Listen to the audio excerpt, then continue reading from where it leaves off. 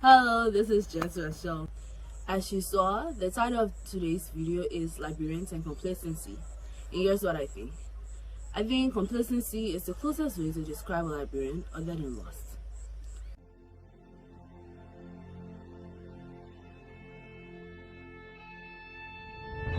I am from a place where the Atlantic Ocean meets the tropical rainforests.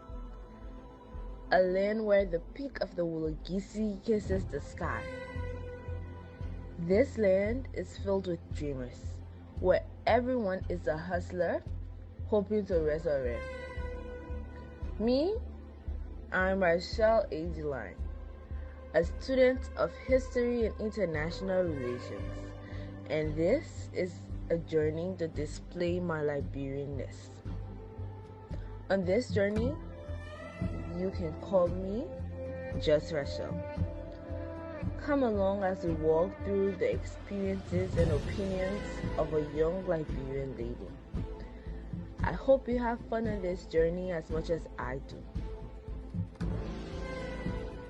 So, in our everyday lives, whether we do it intentionally or we adapt it from our environment, we tend to sit still with certain decisions because of the satisfaction that it gives, instead of us going after more or what we want.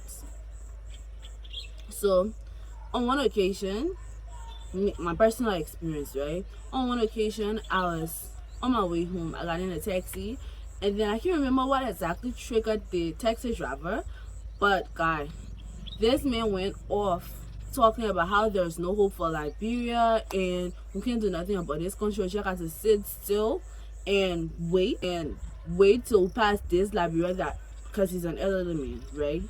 Like past the Liberia that his father gave him to the generation to come to his children, and we should all be looking for a place to live because this is not the place to be, right? And he even went on explaining how if all these prominent Liberian leaders were in positions and filled with ambitious people and they were not able to make the change that we want, what position are we in now to create the change that we want? And for a moment that stuck with me, right? Like, okay, this guy is making sense. If it didn't happen during this president time, during that president time, how come it's gonna happen now, right? So for a moment I held on to that, like, okay, I don't think I can make the change that I want to see. I don't think I can make a difference. But thank goodness I snapped out of it, because it's situations like that that keep us stuck. And even in our families and everyday lives, we notice people drifting from what they initially want because they can't afford to, instead of wanting more, they tend to switch sides.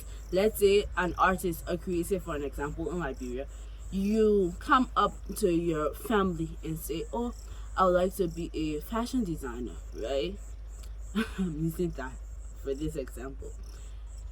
First thing, they'll look at you like, you want to be Taylor? Taylor? Seriously? Taylor? Thinking about the education that you're going to receive. And then there are not a lot of places that you can receive formal education for these things in our country. And you try to, okay, I know I'm passionate about this, but let me just find something to do to get my source of income. So I'll do business major or something. And then once you dwell in that direction, it's harder to leave, because then you become satisfied with what little gains you're having in that regards, and how the story goes. It'll be the end of another dream, and you only have it as stories to tell your children. Oh, once upon a time I wanted to be this, I wanted to do this, I did this for a while. It's not something that you see yourself accomplishing full time in this country or in this place. And it's sad actually, because I believe that if you want something, you should be able to go after it. And then the thing about situations like that is that you don't just say it and it happens or plays a part in your life. It stays with you, it stays in your subconscious, and you feed it to other people, whether you want to or not, whether you're willing or aware that you're feeding it to them, you do it. The taxi driver example, for instance, right? If he had explained that to younger children, right, or children in his neighborhood, maybe something happened or something triggered him in that moment, and then he go about explaining it to children under 8 or between 5 to 8 years old, right? Group of children hear that, and then they tell their friends that first thing they'll start thinking is Liberia is not the place to be.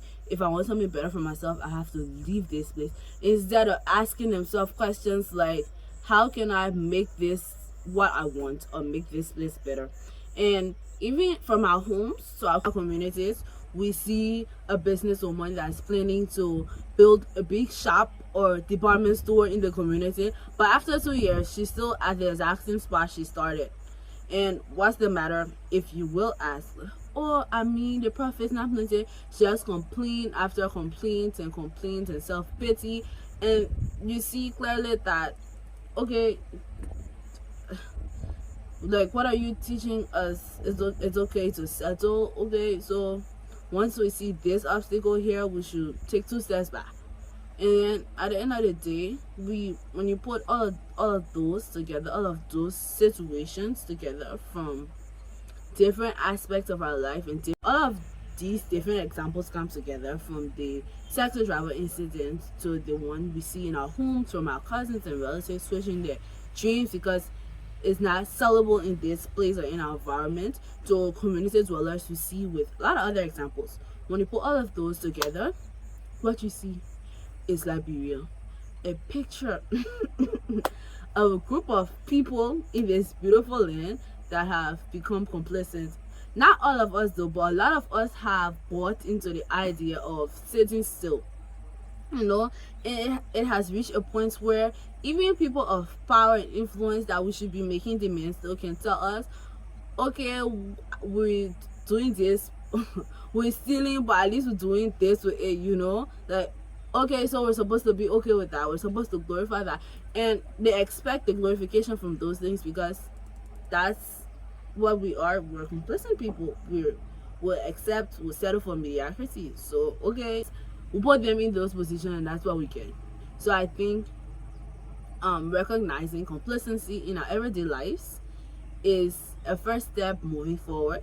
Recognizing it and rooting it out, like recognition is one, and then rooting it out is another thing. You'll be able to see clearly that, okay, this idea is making me to feel this kind of way, or because of this thing I'm learning I should be this way, and that's not the truth, that's not the right way, you know.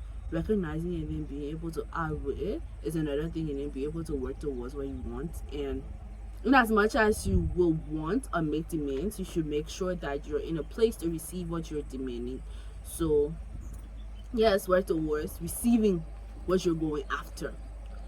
And like this video if you like spending time with me. Comment your own opinion, let me hear what you have to say about this.